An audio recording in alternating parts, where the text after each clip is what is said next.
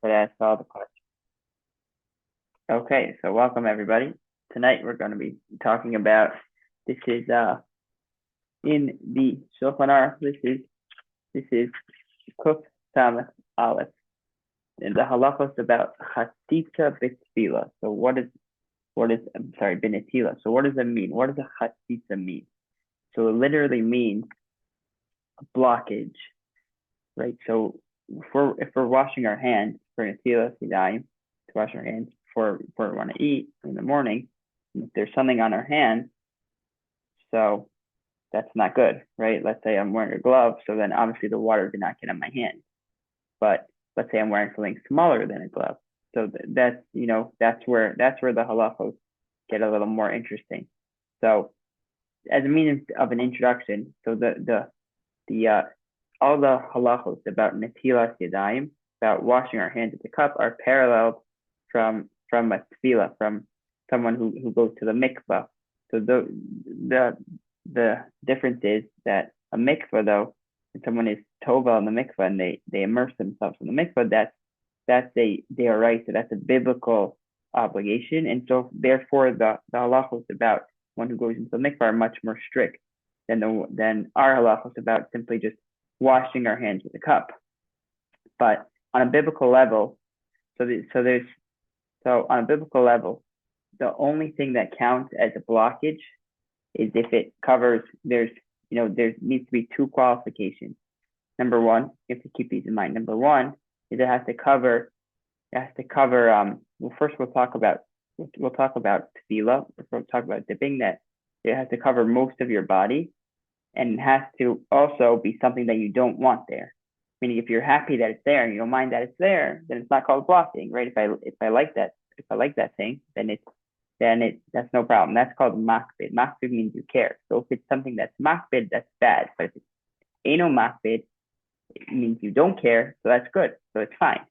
So on a biblical level, it's only called a chatzitza. It's only called something which gets in your way if it covers most of your body and it's something you don't like. But that's as it relates to going in the mikvah. But for us, we're talking about washing our hands. So the thing that we need to look at is their hand. So something that covers most of your hand and you don't want it, like let's say I don't know what that would be, but you had a thing that was on your hand and you didn't like it, for whatever it is. Maybe someone put a piece of jewelry that you hated, whatever it was. So that if that's on your hand and you try to wash your hands there, so then you're not going to fulfill your obligation of washing your hands. But now let's say it's something which is really small. So it's not a robe. It doesn't cover most of your hand. It actually covers just a teeny bit part of your hand. But you still don't like it. Like let's say you have like someone dropped a blob of ketchup on your hand. So you don't want a blob of ketchup on your hand, but it doesn't cover most of your hand. So that would only be prohibited on a rabbinical level. That would be a chatzita dirabanan. And also the other way is true, right? That let's say you do like it, but it covers most of your hand. Like someone made this really nice, I don't know, hand jewelry for you. It covers most of your hand. However, it does cover most of your hand, so the water can't get under that. So on a rabbinical level too, that would be a problem. So that's that. But let's say it was something really small, and you did want it there, you liked it, right? So we'll talk about if a ring would count as that. So, but right, for simplicity, let's just say that's a ring. You want your ring on your hand, and it doesn't cover most of your hand, so that should not be a chatzitza. That should not be a problem, even on a rabbinical level. And so, so the point is though that also, so that those are the rules that relate to those are the basic rules as it relates to going in a mikvah. But the big difference, we just have to mention this because there's a lot of confusion that these rules are all paralleled after the rules of going into the mikvah, the halachos of going to the mikvah. But there's one big difference, which is that the Ramah, basically the Ashkenazi stock that we follow, he says that even if it's something which is a miyut, right? Miyut means small, so it's something really small, and something which is not makbid, it means you want it there. Both of those things, right? So our example that we theoretically gave was a ring. That's something that you want there, and it's really small. As it relates to going in the mikvah, if you have obligations to go in the mikvah, the Ramah says still you should remove it. And that's, when you hear all those halachas that you're supposed to try to remove every single little thing, even if you don't care about it, even if it's really small, that's how it relates to going to the mikvah. But since Netilas Yadayim, when we wash our hands, that's a rabbinic mitzvah. That's not even an obligation on a biblical level. So therefore, something which is really small, you don't care about, you wouldn't have to actually remove it before you wash your hands.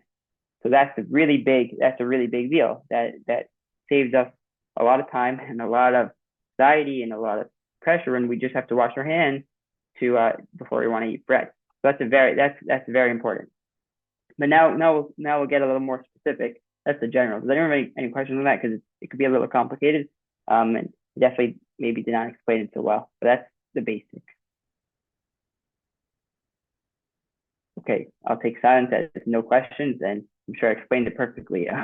So let's go into different examples of what could be a chatitza. So the Shulchan Aruch explains. He says, let's say you had a piece of dough on your hand. So he said that would be a chatitza. You don't want that. Or you had a piece of mud on your hand. That could be a chatitza. So all those things are chatitzas. And so also so I said if you care about it, right? We call that makbid. That's the second factor there. So what does it mean though to be makbid? Does it mean that I need to personally care? What if I don't care if I have a drop of ketchup on my hand? But like me, I love ketchup. I put ketchup everywhere. I put ketchup on my hand and put ketchup on my arms. That's just me. I love it. But you ask any normal stranger on the street, and they're like, "No, I don't want that on my hand because I'm a normal person," right? So would that be called something that's makbid if I don't personally care, but everyone else cares? So that's the machloket. So the Torah says we don't care about what everyone else in the world does. We only care about what you think, right? If you think that's something that bothers you, then that's called makbid. But if it doesn't bother you, right? If you just love ketchup, then that's no problem. But the Magen Avraham argues. He says no. We care about how the world defines makbid, how the world defines caring or not caring. So at the end of the day, we're actually machmir, and we take both of those. So whether you care or whether just it's the way of the world to care, we say both of those cases, it would be a chatitza and it would be a problem, and you would have to remove it. So, but there is an exception to that. The Shulchan Aruch explains. Let's say you have someone who, for example, is a painter, and a painter always gets paint on their hand. So a painter, we would think that according to this rule, right? Let's say a painter got paint on his hand. So he's not going to care if he has paint on his hands. But if you go to me, I don't usually touch paint. So I would care if I had paint on my hands, and probably most of the world would care if they have paint on their hands. So the one exception is that if someone, the Shulchan Aruch says, and if his umanuso bakach, meaning that's what he does. That's his job. If his job is always to deal with those things, or if you had a worker who's always touching cement, so anything like that, where you're all day, you're going to be touching like that, and inherently that person like that is not going to care. This painter is never going to care when he has paint. So then it's not called. So then that's not called being makbid if he's able to wash his hands even with a little paint on it, because that's inherently he's not going to care about it, as opposed to just someone who he just happens to not mind if paint's on his hand, but he's not working with paint all the time. So there are also more details that will explain that. Let's say you have something on your hand. Let's say you have some I don't know, like someone puts a green vegetable that makes stain your hands for a little bit. I don't know, maybe put some soy sauce on your hand. Okay, so you wash your hands to try to get the soy sauce off, and then there's still some of it left off. Like there's some red, like you can still see the color, but you won't really wash your hands, and like you can't really tell, like you can't really feel that it's there. So the Mishnah explains that's not actually a problem. And that's actually no Rosh Zalman. He explains that that's not a problem, and you're fine. The question is about paint. Yeah, so paint is discussed. So yeah, so paint you would have to try to get it off, and if you got it off and there's still paint left off, right? There's still if you washed your hands and like there's still like you could see that it was a faded version of paint, then you could wash your hands. It'd be no problem. But just paint on its own, you have to try to get that off, unless of course you are a painter, right? And then that's not called being makbid. Unless of course, right, the paint covered all your hands. Because if the paint covered all your hands, even if you're not makbid, that's still a robe, right? We said there's two categories. You could lose out either way, either if it covers all your hands or if it's something that you care about. So even though this is something that you don't care about, this still will cover most of your hands. It still could be a problem. This is next case is a case that could come up pretty often. It's about bandages. Let's say you put a Band-Aid. Let's say you put a Band-Aid, or I don't know, let's say not a Band-Aid, you put one of those things that you wrap around, an ace bandage or something like that. So what do you do with that? Can you wash your hands? You might not allow to eat bread. Should I just wash one of my hands? So it's a little confusing because the Shulchan Aruch in our siman, the one that we learned in Mishnah Berurah this week, he says explicitly a bandage is a chatitza. It's a problem. You shouldn't be able to wash your hands with that. However, the Mishnah Berurah says later on, which we're going to get to eventually, that it's not a chatitza. It's no problem that you could wash your hands with the bandage. And actually, he said, like, let's say you have a bandage covering your pinky and your ring finger, and so the bandage is covering those fingers, and the rest of your hand is open. So he says we actually look at your hand as if it's missing those two fingers. And you should wash all the rest of the parts of your hands, and no problem. You're good. You're totally fine, and there's no problem because of a chatita. There's no problem that you didn't wash all your hands. So what do we do here? It seems like on the one hand, he says here that it's a problem, and over there he says it's no problem. So the Mishnah Berurah explains. He says no, it's not a problem because in one case, right, the case where he says that a bandage is a problem, that's if it's just a bandage, but there was no blood underneath. It wasn't covering up anything that needs to be covered up. And if you just put a bandage on your hand, then yeah, that would be a problem. But if you don't, but if it is covering something up, then it would be no problem to wash your hands. And that's not. And again, that wouldn't be the halacha if you need to go to the mikvah. If you had a bandage on yourself and you go to the mikvah, then that might be much more problematic. Rosh Zalman says just wash the part that doesn't have the bandage and you're totally fine. Okay, so now we'll talk about nails. Nails are always a big question and can create problems. So first of all, the Shulchan Aruch says that underneath your nails, right? Let's say you have long nails. Apparently, it's in style to have very long nails nowadays. But let's say you have some dirt underneath your nails. So if it's dirt that people won't really care about, so that's not a problem. But if it's something else gets underneath your nails, then you'd have to clean those out. And so many people I think have the minhag that when they go to the mikvah that they actually cut their nails before it. And so they discuss, do you need to cut your nails every time before you wash your hands, before you eat bread? And they say, no, don't worry, you don't need to do that. That's no problem. But now the big question is painted nails. If we have nail polish. So that's always a big question when it comes to going to the mikvah.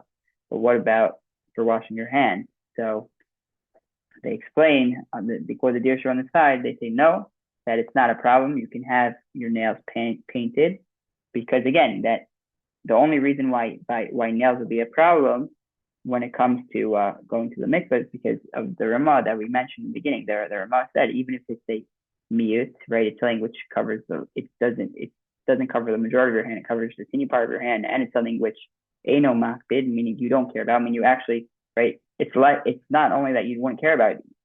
When people paint their nails, they want their nails there. If they go get a manicure, they want their nails to look that way, so they want it. However, the Ramah says, nevertheless, we are still make sure to try to remove all of those things.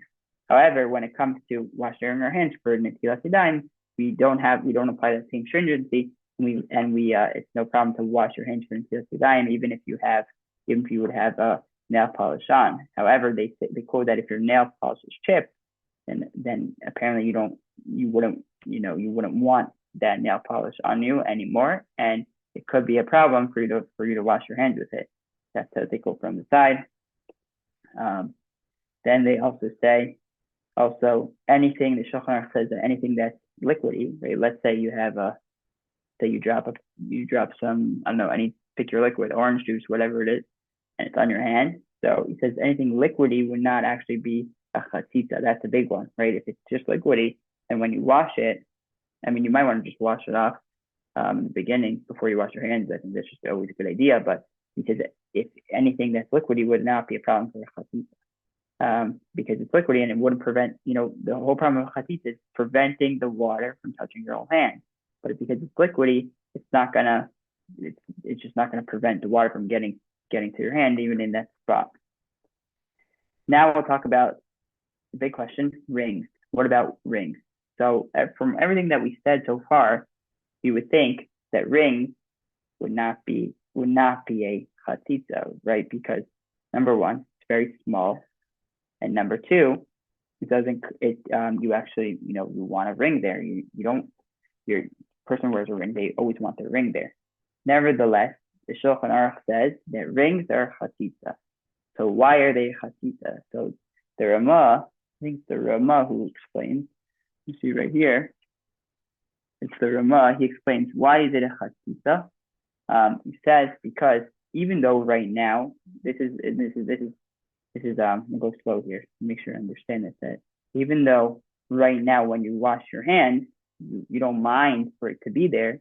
There's, however, talking about rings that are on women's fingers, that even though right now they don't care that to have their ring on their hand, they actually want it on their hand. However, there are some times, even though not right now, there are some times where a woman is going to want to remove her ring. For example, the Rama says every time they bake dough, when they bake dough, they're going to want to remove their ring.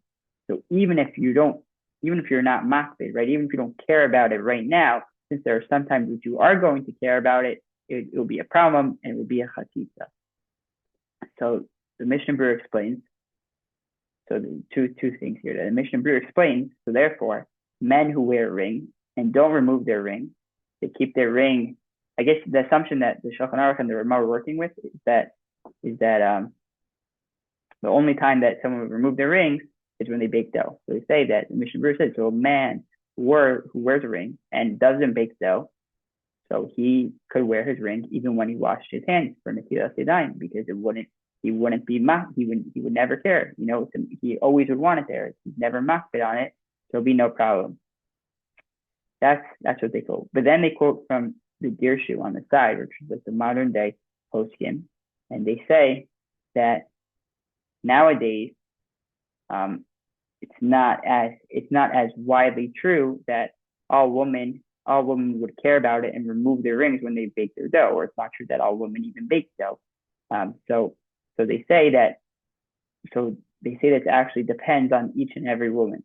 That if this person's a woman who removes her ring at certain points, if you would ask her, you wear your ring all the time, and she'd say, yeah, and you'd say, what about when you do this? And she'd say, oh, right, I do remove my ring when I do that. Then she wouldn't be able to wear her ring when she washes her hands. But if she says, I wear my ring all the time, and I really wear my ring all the time, or sleep my ring, I wake up, my ring, everything, wear my ring all the time, it's really part of my body, then it'd be no problem for her to wash her hands, because it wouldn't be defined as makbid. But then there's so that's what they quote as the halacha. But they also quote, which is important, from the Kaf HaChaim, that he explains that even if he says if that's true, he says Kaf HaChaim says, yeah, that's the halacha. But let's say I'm in a place where I'm not wearing, I don't have pockets, there's nowhere for me to put my ring. If I put it on the side, someone's going to steal it. It's going to be a big problem for me. So what should I do? So he advises that you wash your hands, and as you're washing your hand, you try to move your ring up and down a little bit, so that way the water gets to all the different places that the ring is blocking. That's what he advises. But so for rings, it really depends on each and every person. If there's someone who would ever remove their ring or who removed their rings for certain activities. So that's basically rings. And then so any questions about that? Okay, so then we're nearing the end. So then let's say according to halacha, as we almost wrap up, that let's say you wash your hands and then you think your hands are fine, and then you look at your hands and you're like, oh shoot, I have this big, I have this big, I don't even know what I have, this thing that's on my hand. I have maybe a chatita on my hand. So what happened? When I washed my hands, I thought there was nothing on my hands, and then I looked at my hands, and I'm not sure when it came on. Right? Maybe it's I don't know, maybe something that would have flew on from something else. Maybe it could have fell from the ceiling. You don't know. So what do you do there? So since you're unsure, it's a topic, you're not sure. So since this is a rabbinical mitzvah, so we say that don't worry, you don't need to wash your hands. But the Mishnah Berurah says, that's true. Since it's so easy to wash your hands again, you might as well just do it and make sure you're fulfilled. We should run to do mitzvahs. We want to do mitzvahs. So if we're not sure, okay, might as well do it. I don't make a bracha, but just wash your hands again just to make sure. So that's really the halachos about chatita.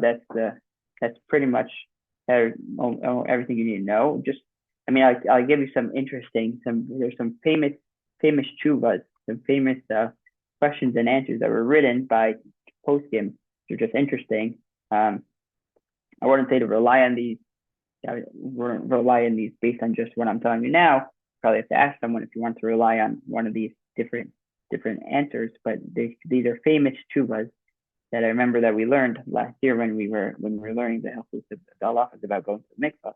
That there's a famous one from the Zifron Yosef that he says anything that you if there was a certain time, he says, that you would remove the ring, right? We said that when we're talking about the challah, that when we talk about the rings, that since women remove the rings when they make challah, that's called being makbeh, that's called carrying. So the Zifron Yosef says, yeah, but if there was a defined period, right? If someone knew that they were going to they had a chatitza, they had something on their hand, and they didn't care about it, but they knew they would remove it, but only at a specific time. And they knew when that time would be. They'd say, I'm going to remove it exactly 8 months from now, and then exactly 8 months from then again. And they knew every single 8 months they would remove it. So we might think that would be a chatitza, just like someone who baked dough, because sometimes they remove it sometimes.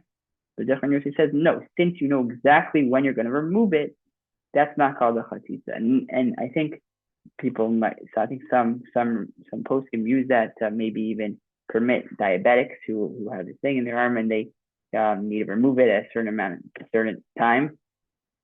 That's, I think, how we discussed it last year. And then also another famous one is that from the Chasam Sofer, that this one is even more of a chiddush, that he says that he gives example for people, a man who would wear a ring and who would on his left hand, and he would remove it every single day when he wore tefillin.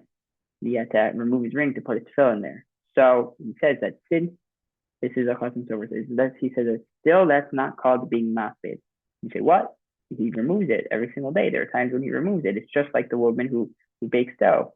So he says, no, since he doesn't care about the ring not being there. He just needs that place on his finger to be free, right? The only reason he's removing the ring from his finger is not because of the ring. He doesn't care about the ring. He cares about the place. He wants that finger to be free so he can put his tefillin over that place. So that's also not called being makbid. And a lot of people get upset at the Chasam Sofer. It doesn't make any sense. They ask questions on him, but you should just know that there's a lot of different opinions about that over here, about how you define being makbid, how you define caring about it. Those are the basic halachos of chatitza. Next week we'll continue. We'll discuss not chatitza, but it's about how far you should wash on your hand, and there's a halach about raising your hand. So those are the basic halachos about chatitzos and washing your hands if something is blocking your hand. Question.